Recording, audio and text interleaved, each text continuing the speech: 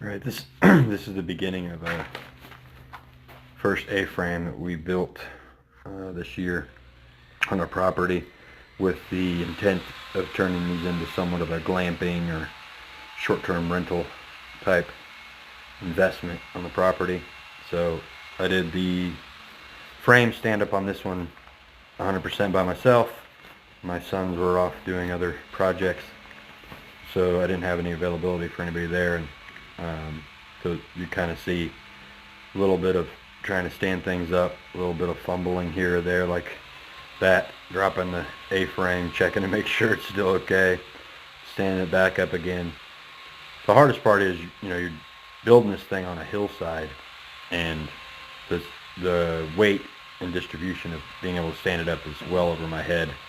So I had to use push sticks and kind of leverage, which tweaked my back a little bit, in fairness, once I got it done. By the time I get to cabins 2 and 3, A, I have more help, and B, I have a little bit better system in place for doing these 16-foot A-frame braces up in the air.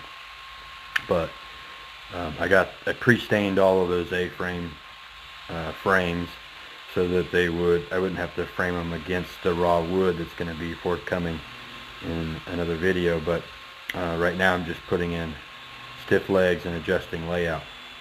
And then this starts to transition to actually starting to get the layouts correct, figuring out exactly how I'm going to assemble the A-frame collar ties and the little pop out that I'd like to stick on this A-frame before I get into siding and all that. But once I've got it kind of laid out, then it's a lot easier. This is definitely just a concept turning into reality. It's the first one.